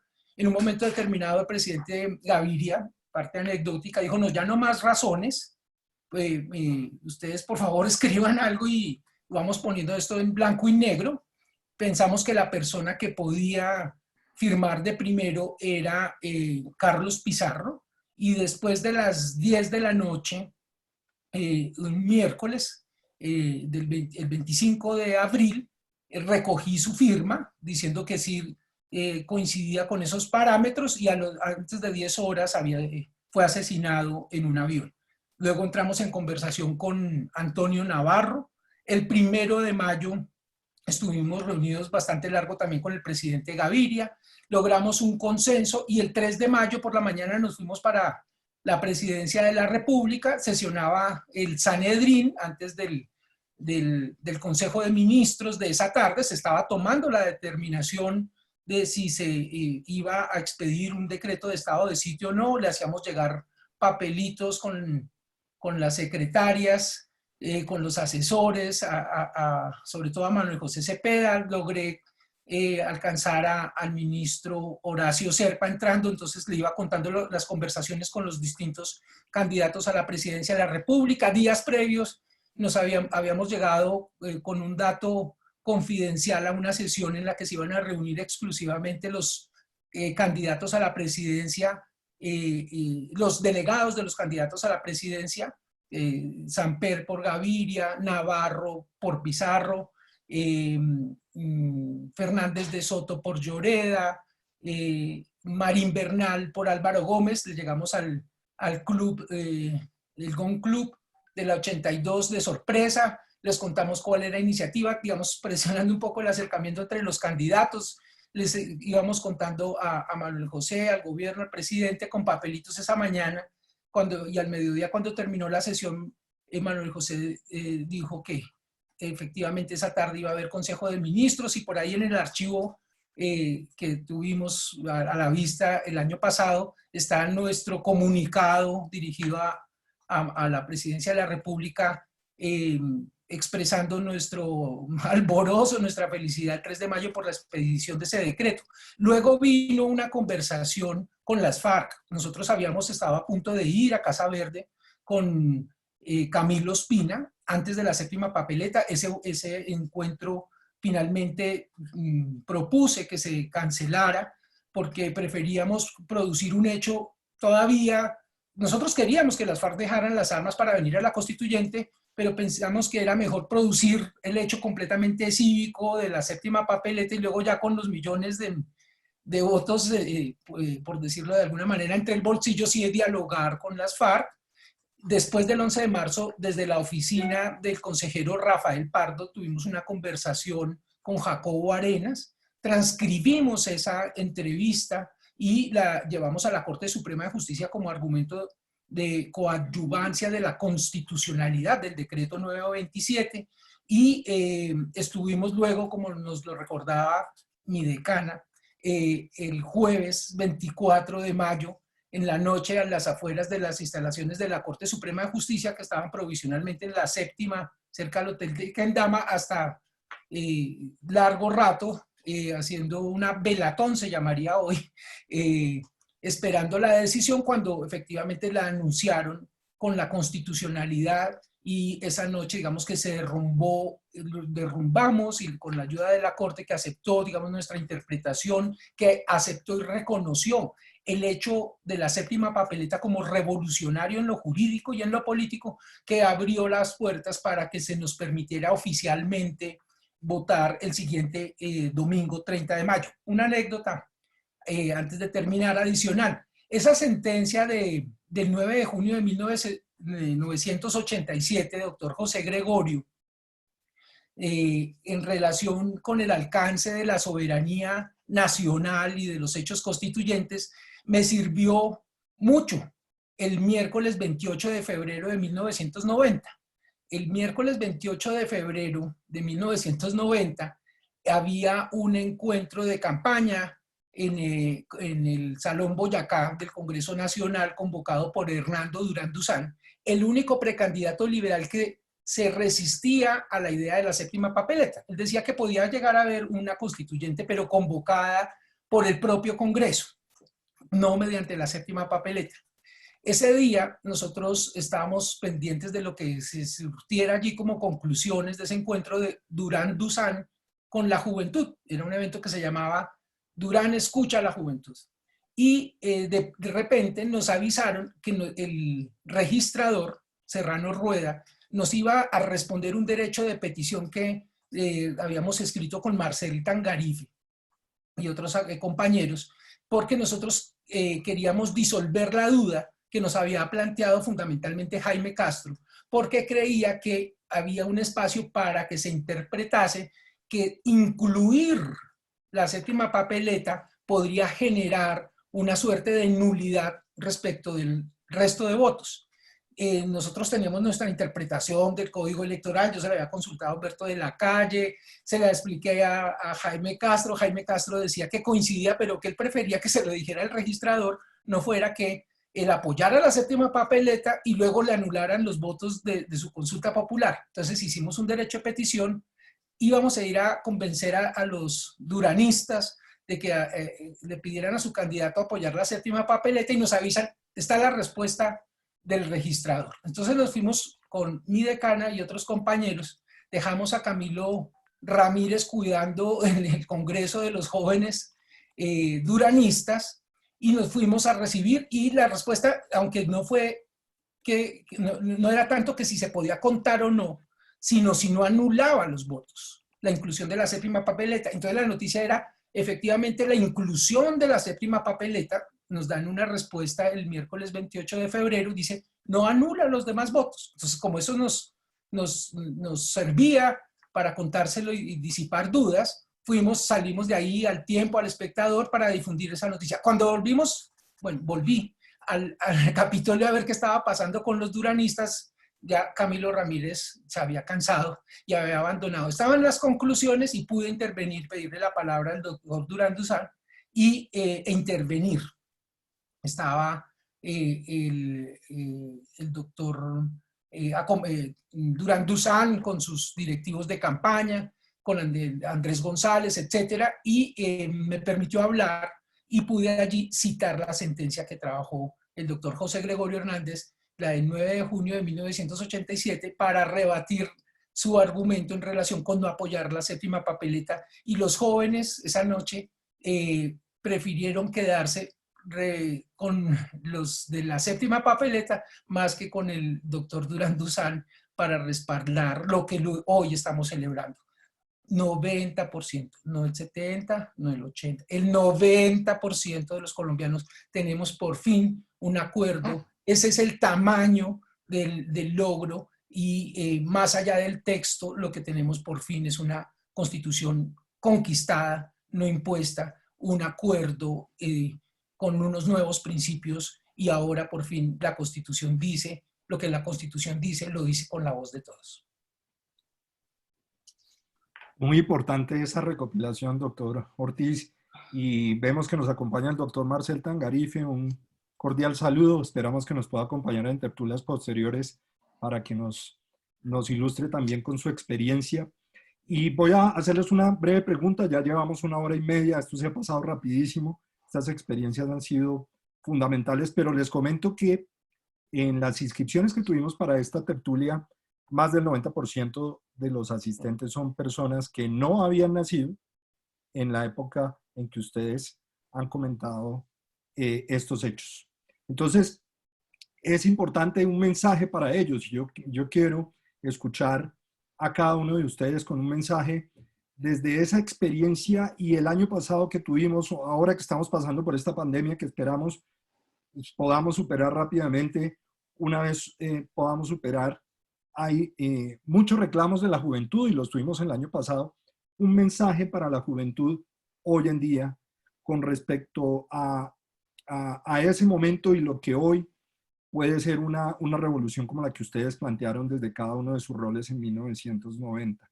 Entonces, doctora Monroy, hoy, 30 años después, en su posición como abogada destacada, como una decana, profesora, ¿qué mensaje le puede enviar usted a estos jóvenes hoy que en su mayoría nos acompañan y teniendo en cuenta esta remembranza de esa gran revolución de la Constitución del 1991? Yo trataría de ser breve, diría varias cosas. La primera es que nunca crean que algo es imposible. Si nosotros hubiéramos creído que era imposible la tarea que acometimos, pues no se hubiera llegado a nada. Parecía imposible de sobrepasar los obstáculos, pero los sobrepasamos. De manera que mi primer mensaje a los jóvenes es nunca crean que un ideal, que un interés en cambiar para mejorar es muy difícil, es muy complicado, tiene muchos obstáculos, no se va a poder. No, hay que poder, y eso es una cosa que solo pueden lograr, a mi manera de ver, los jóvenes. Segunda cosa que quiero decir es, la forma es importante.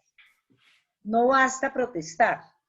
Yo creo que es, como dijo Oscar, y lo recojo y lo destaco, lo importante es proponer, no es simplemente salir a protestar y las marchas y la cosa, eso pues está muy bien, pero si no hay un contenido real, estudiado y concreto, pues las marchas y las protestas pueden caer en el vacío y no llegar a donde tiene que llegar el interés de cambio. Entonces, ese es el segundo mensaje. Y el tercer mensaje es, no se dejen intimidar porque la gente, digamos, entre comillas, importante, que está en el Estado, no les pare bolas. Hagan que les pare bolas. La forma de hacerlo fue lo que hicieron los estudiantes de la séptima papeleta. Se tomaron su papel muy en serio y lograron que los tomaran en serio y los respetaran. Eso tiene mucho que ver con la forma en que se expresaron. La forma fue totalmente, digamos, comedida, decente, estudiada, profunda, y eso fue una cosa que le llegó a los políticos, digamos, a la gente que en un momento dado era como el enemigo natural de este movimiento, finalmente les llegó. Y yo creo que fue por eso, porque fue un movimiento que fue respetuoso, propositivo, profundo y sin temor del cambio. Ese sería mi mensaje. Gracias, doctora Monroy. Doctor José Gregorio Hernández. Bueno, doctor Boada, yo creo que lo que ha dicho la doctora Marcela lo comparto íntegramente como mensaje para los estudiantes, la mayoría de los cuales, como usted dice, no habían nacido cuando todo esto ocurrió en el país. Yo quisiera manifestarles a ellos, si el doctor Oscar Ortiz, si el doctor Fernando Carrillo Flores, que también participó activísimamente en todo este proceso, ya era profesor, pero él estaba muy recién egresado de la universidad, él había sido mi alumno, o el doctor Manuel José Cepeda, o la doctora Marcela, si no hubieran sido personas estudiosas, si no hubieran entrado a considerar lo que realmente ocurría, pero a la luz de unos conocimientos jurídicos. Y mirando la historia, que hoy por hoy como que se desprecia en algunas facultades de derecho, no se mira la historia colombiana, no se mira la historia universal, como que se deja al lado yo a veces me encuentro con mis estudiantes y les pregunto sobre algunos acontecimientos, inclusive recientes, y veo que hay algunos que no tienen esa tendencia al estudio, inclusive por fuera de la obligación que se tiene con la universidad o con el profesor específico. El estudiante de hoy tiene que participar, y para participar tiene previamente que estudiar, tiene que conocer. Eso que nos dice el doctor Oscar, allá en la reunión con el candidato Durán Duzán, es porque él estaba estudiando la jurisprudencia. ¿Qué había dicho la Corte Suprema de Justicia? Y en ese momento, debemos decirlo, había alguna censura, alguna crítica contra la Corte Suprema de Justicia por esa sentencia de 1987, porque decían que la Corte Suprema de Justicia había estado especulando, decían algunos, que había estado especulando con teorías. Bueno, el doctor Oscar, como sus compañeros, como la doctora Marcela, como el doctor Carrillo, como el doctor Manuel José Cepeda, se aplicaron a estudiar, y fue por eso que pudieron sacar adelante la séptima papeleta, que fue sin duda, como hemos dicho, el origen político, en el buen sentido de la palabra, de este proceso. Yo recuerdo que siendo vicerrector de la Universidad Sergio Arboleda por esos días, el doctor Álvaro Gómez me preguntó, me formuló la pregunta en los siguientes términos: ¿usted qué opina de reformar la Constitución por papeleta? Y entonces a los estudiantes, bueno, yo le contesté que estaba totalmente de acuerdo, yo estaba completamente identificado con el movimiento de la séptima papeleta y con los estudiantes del movimiento Todavía Podemos Salvar a Colombia, y obviamente le dije que yo estaba totalmente identificado con eso, y el doctor Gómez también estuvo. Pero les quiero decir, porque algunos se preguntarán, bueno, ¿por qué séptima papeleta? No sé si lo hemos dicho antes, pero vale la pena decir, como lo recordaban Manuel José y Oscar, no había en ese momento los tarjetones, sino las papeletas. Se votaba con las papeletas, en donde había unas listas, por ejemplo, para los cuerpos colegiados, elaboradas por los partidos políticos, y había unos pregoneros y pregoneras, especialmente pregoneras muy lindas, en las proximidades de los centros de votación, y le entregaban al posible votante la papeleta correspondiente, y bueno, cada cual escogía la papeleta que le gustaba. Entonces había una para Senado de la República, una para Cámara de Representantes, otra para diputados a las asambleas departamentales en los respectivos departamentos, otra para concejales en los municipios, otra para alcaldes. No había elección de gobernadores y había una consulta interna del Partido Liberal para escoger al candidato. Eso para las elecciones del 11 de marzo, en donde se sugería, fuera de esas 6 papeletas, una séptima. Lo que yo admiro en los estudiantes del momento es su tenacidad, es su capacidad de convicción, es la voluntad de participar y de hacer participar a otros, pero mediante las ideas. Eso es muy importante. Y la organización, desde luego, en lo cual tuvieron importantísima participación las universidades, el Rosario, la Javeriana, los Andes, el Externado. Las universidades vieron, sus directivas, vieron con buenos ojos esto.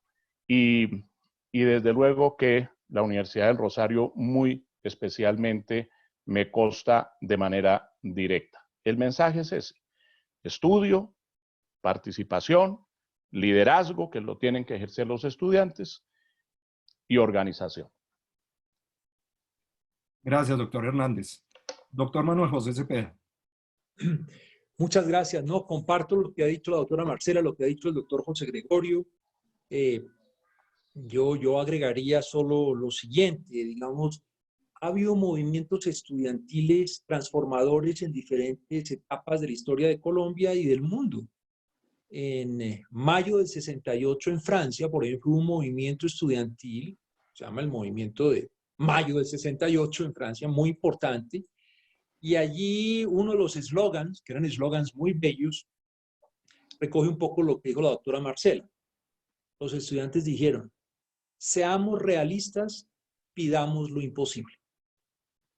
Eso es fundamental, porque cuando uno ya es mayor, como somos los que estamos acá hablando, el realismo le impide soñar y la experiencia le limita el horizonte de posibles.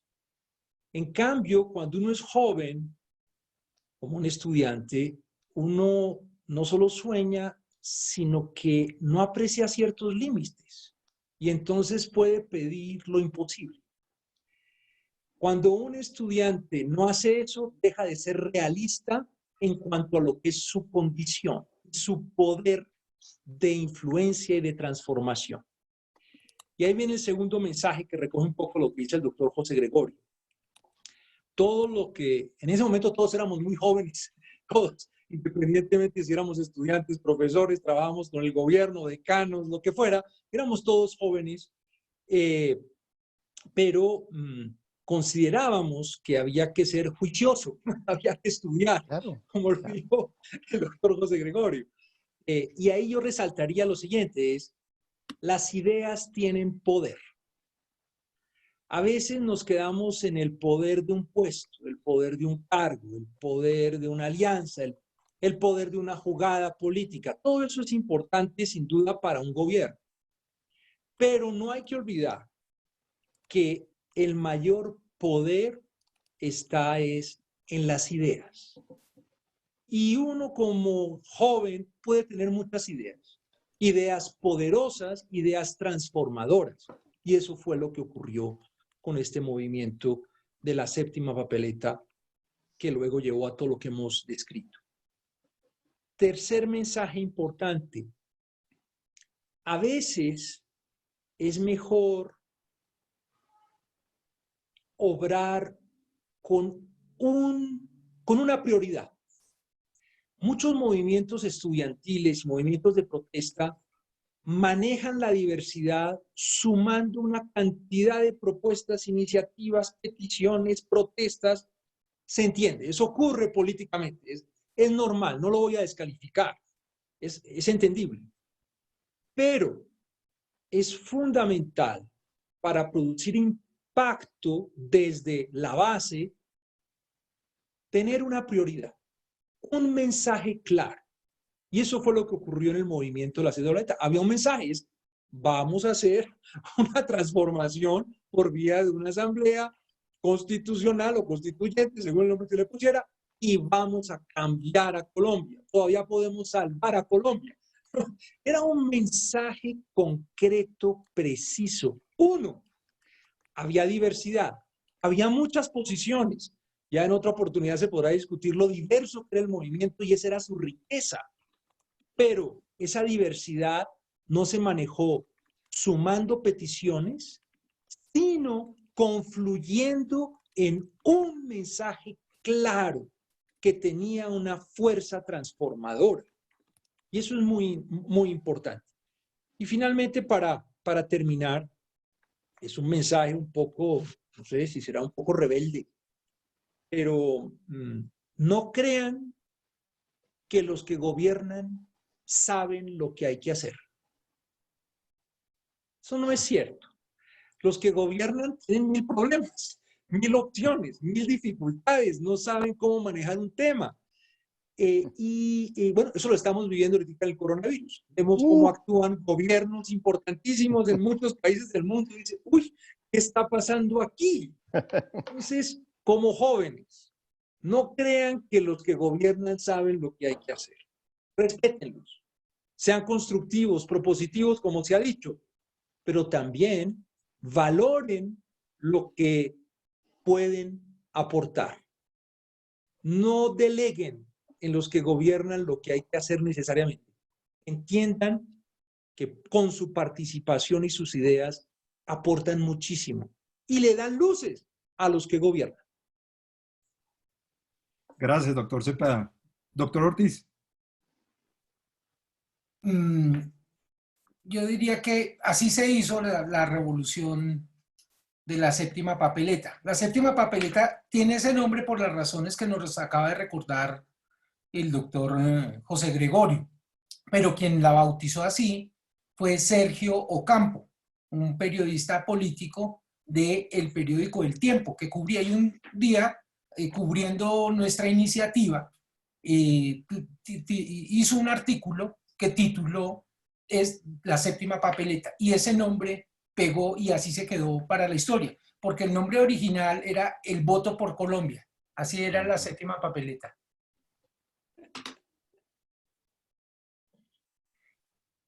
Esta es una del millón original de las impresas en el Tiempo. Y el nombre de Todavía Podemos Salvar a Colombia es de autoría de mi decana, Marcela Monroy, del comunicado del 22 de octubre del 89. Eso fue, no era un nombre para nosotros, era una consigna, pero luego esa consigna nos la atribuyeron como nombre para el movimiento estudiantil. Sí, nosotros hicimos una convocatoria con perseverancia. En varios momentos pensamos que de pronto al otro día ya no nos íbamos a reunir, pero desde el primer momento, incluso para la sola marcha, tuvimos siempre la convicción de actuar en derecho. Y por eso hicimos una revolución al derecho y en derecho, actuando pacíficamente, proponiendo en vez de exigir, acatando las decisiones judiciales, convocando alrededor de propuestas concretas, de valores específicos, obrando siempre con coherencia interna entre, no solamente argumental en el juicio de las proposiciones y de las ideas, sino también buscando una coherencia entre el actuar y el propósito. Era una estrategia jurídica, política y de comunicaciones. Y creo que lo que nos dio solidez no fue solamente, digamos, el rigor jurídico de los argumentos y políticos, sino que buscamos todo el tiempo que hubiera una coherencia entre las ideas y las acciones, y con una convicción democrática y con unos valores muy concretos de proposición de responsabilidad. Nosotros por eso nunca desde el primer momento salimos a hacer una marcha, por eso la marcha se llama del silencio, porque dijimos en medio de esta algarabía de ametralladoras, de bombas, de homicidios de jueces, de policías, de sindicalistas, de campesinos, donde unas organizaciones, unas a nombre de la inseguridad, otras a nombre de la injusticia social, con los mismos métodos nos querían imponer sus designios. Y nosotros nos rebelamos y dijimos, ni violentos ni corruptos vamos a aceptar y los vamos a combatir dentro de la democracia. Nosotros ya los habíamos visto fracasar en el propósito de doblegar la voluntad de millones de ciudadanos. No nos dejamos imponer su voluntad ni del narcoterrorismo propiamente dicho, ni de sus corruptos aliados de la guerrilla o de los paramilitares. Lo tuvimos siempre claro, queríamos que ellos soltaran las armas, hacer un acuerdo entre todos los colombianos y construir un nuevo libreto donde el protagonista sea el ser humano y el más poderoso, el ciudadano. Y en esa medida hemos venido desarrollando ese libreto que pactamos entre todos y por eso seguimos creyendo que es nuestra responsabilidad que ese pacto, ese sueño colectivo no se quede escrito. Y no se queda escrito si actuamos como ciudadanos. Muchas gracias por ese mensaje. ¿Nos puede volver a mostrar la papeleta, doctor Ortiz? Exacto. Muy bien, esa es la original tal cual como fue. Perfecto. Muchas gracias. Bueno, muchas gracias. Creo que ya después de 2 horas de amable tertulia, llega el momento de despedirnos y agradecerlos a todos ustedes, especialmente a nuestros participantes. Hay algunas preguntas que no quiero transmitírselas porque nos anticipan a temas que seguramente vamos a tratar en otras de las tertulias y tienen que ver directamente ya con la convocatoria de la Asamblea Constituyente y en efecto los temas que trató la Asamblea Nacional Constituyente. Pero el Colegio de Abogados ha querido hacer primero una tertulia el próximo 9 de octubre en donde los esperamos que puedan participar todos ustedes, tanto los conferencistas como los asistentes, y posteriormente, en la medida en que ya se instala la Asamblea Nacional Constituyente, poder tener también a constituyentes para que nos hablen ya propiamente del desarrollo de la Asamblea, del escenario donde se desarrolló, de las comisiones que se adelantaron, etcétera.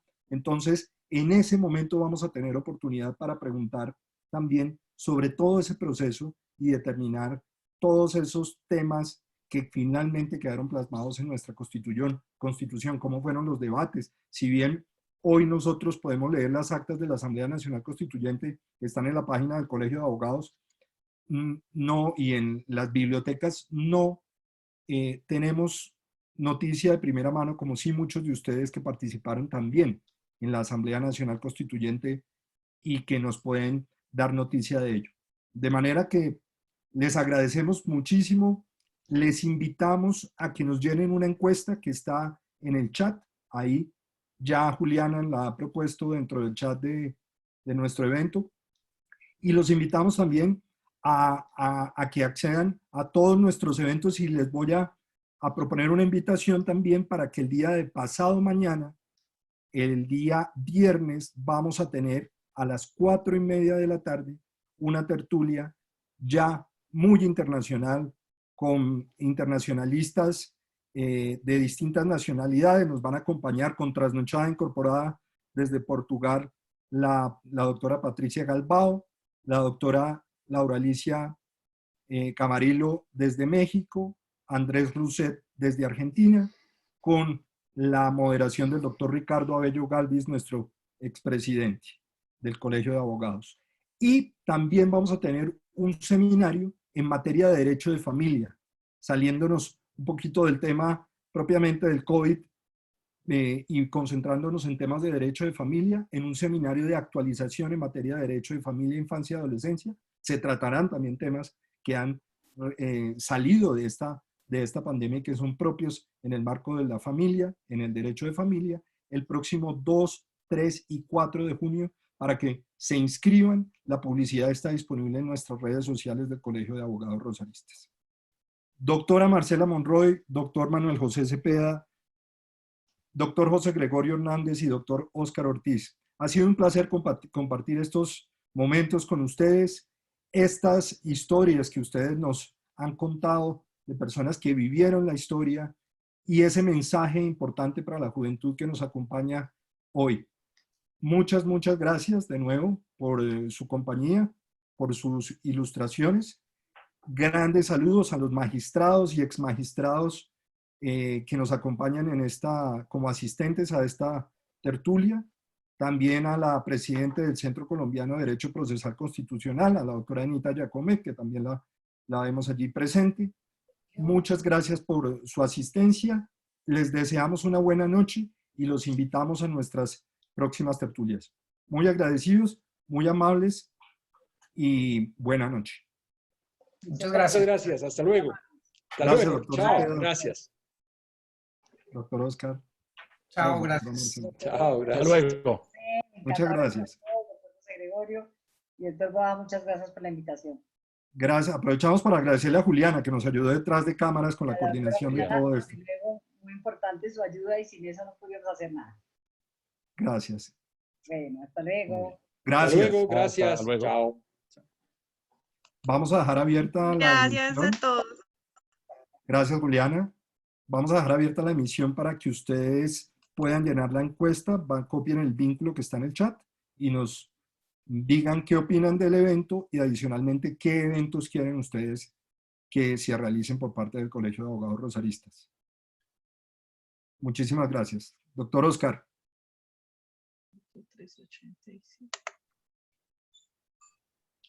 Muchas gracias, Juliana y doctor Boada. Hasta luego. Gracias. Muchas gracias. Saludo Que estén especial muy al doctor Eric Fernando Aristizábal, que nos acompaña en este momento, doctor. Y aún los que quedan, al doctor Leonardo Leal, Diego Luna, la Oscar, doctora muchas Gina, gracias.